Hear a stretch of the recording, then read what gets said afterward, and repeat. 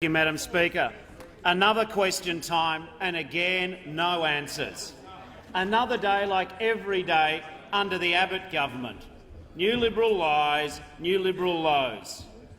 Every day we see the quality of the parliament and the debasement of the government of Australia continue downwards. Now, there'll be 6 weeks from this place where we will all be able to have the opportunity to be amongst the Australian people. But we know what the Liberals will be up to. We know that those opposite will continue their trademark politics of fear and smear. We know the bar is never too low for those who sit opposite. Just have a look at their form in Victoria. Never in my wildest imagination would I imagine that the Liberal Party of Australia or any of its divisions would stoop so low, crawl so low, to be raising money on the back of national security fear. And quite frankly, it was an unsatisfactory answer today from the Prime Minister when he says, of course one would go down to ASIO for briefings. Probably true. Of course that may be true. But he could never explain why does he need a TV camera in tow. And then what he sought to do when the opposition legitimately questioned him on these matters is he sets an attack on ASIO. This man is addicted to wrapping the flag of patriotism around him and then saying no one has the right to ever question the judgments of this government on that basis. But we know that every dirty trick will be played by this government, by this Prime Minister, in the next 12 months. They will keep going on the low road of character assassination. They will stick with the same bullying, the same base politics of division and suspicion. The last day of this sitting fortnight has been typical of every day under this government. This government and Mr Abbott will say anything to get your vote. They will say anything, they will do anything, they will promise everything. But his word means nothing, his promises mean nothing. Let me tell the government and Mr Abbott about this. If he wants to lecture us about lying, if he wants to keep on talking about keeping promises, if he wants to make the next election about trust, have a go. Give it a try. Bring it on. You know, today Mr Abbott postured in question time in the style which only he thinks befits a Prime Minister of this country, with his faux indignation and finger-wagging about an interview I did with Neil Mitchell 2 years ago. As I've said more than a couple of times, I made a mistake, and I regret it. I did, what Tony Abbott is incapable of doing. I have apologised.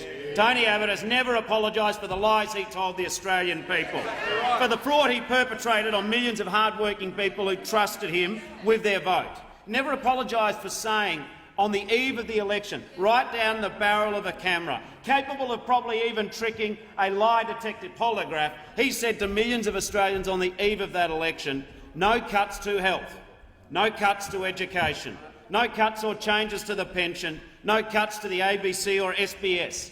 5 broken promises in 10 seconds, 1 lie every 2 seconds. And the problem is that Mr Abbott's lies have consequences, real consequences for all Australians. His lies are hurting people every day. $30 billion cut from schools, $50 billion cut from hospitals. And for once and for all, will the government finally acknowledge the authorship of their own budget papers, which demonstrates the change in their spending profiles and the cuts behind it? This Prime Minister thinks that Australians are as silly as some of the people who back him in his parliamentary party. The truth is in black and white, green and blue. And he's also hurt 300,000 pensioners in this last sitting week. Modest incomes. He talks about some people who get $30 a fortnight being better off. But what he neglects to do, he presses the delete button at that point.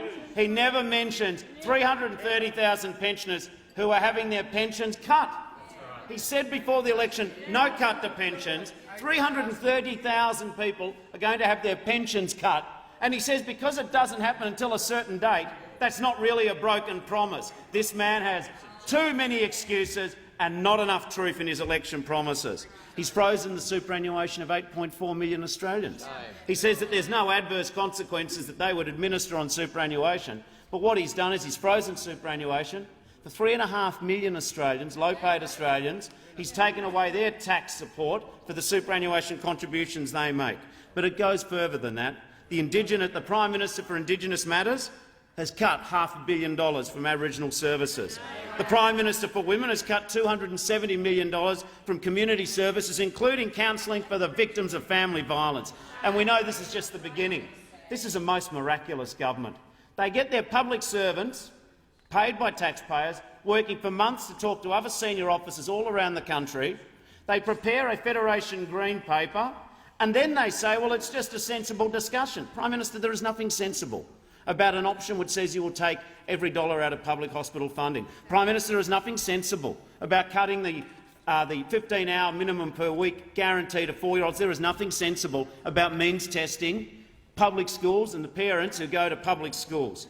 And when he says, but he has form on this, before the last election he said there would be no cuts to health. In fact, he continued to do it all around the streets of Brisbane before the Griffith by-election, where he said of his GP tax on the sick and the vulnerable, he said nothing's been proposed and nothing's been considered. Nothing's been considered, nothing's been proposed, nothing is planned. Mr Abbott's pattern is the same. All things to all people before an election, and afterwards please don't bother me. I'm about to break my promises. So I know what the next 6 weeks will be like with the government members. They will get out there and they will whip up fear. They will whip up smear. They will make it such that Australians feel more worried about their future than they even should be. And indeed, this is a government who's obsessed with the opposition. They don't want to stand up for Australia and fight for a vision of the future. The Prime Minister is never any happier when he's attacking us, but he's never any more unhappy when he actually has to run the government in the interest of the Australian people. They are fixated on the past. They are spending $80 million of taxpayer money trying to denigrate the reputation of the union movement. They are trying to turn baseless allegations into a headline. And on this subject, let me say to the most appalling acting Minister for Employment that this Commonwealth has ever had the misservice to have served in that position. He has said more than once in recent weeks, he said of my time in the AW representing working people, oh, he was there for the good times in Beaconsfield. Remember, he's implied that somehow Beaconsfield was a good time.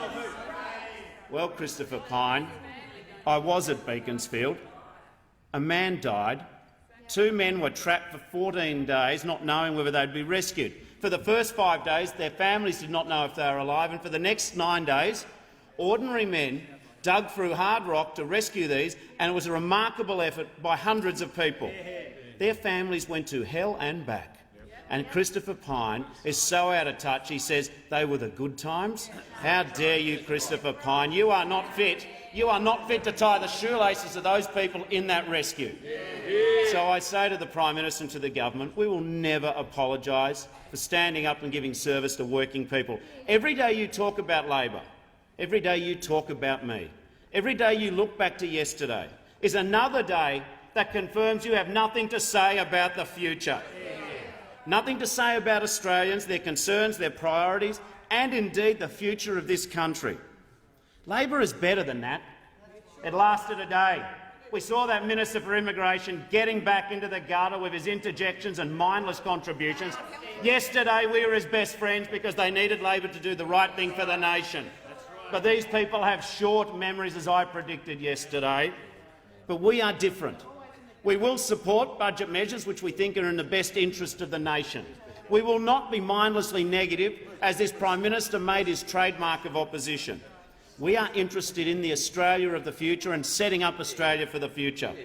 That means making sure that there are jobs and skills for the workforce of the future and our young people of today. We want great schools, and yes, we want great coding in our schools. We want proper funding for our hospitals, not these rubbishy Federation Green papers which you propose with your madcap options. And we want universal Medicare. Australians are sick of you trying to wreck the Medicare system. We want accessible and affordable universities, not $100,000 degrees. We will fight youth unemployment, and we will back TAFE all the way, training and apprenticeships. We believe in a fair pension, and we believe in strong superannuation. In the next 6 weeks, we will outline our positive agenda. You can play your cheap political games all you like. You can take the low road. You can take the low road. You can do your very worst. But we will see you off. We will not only endure, we will most certainly prevail.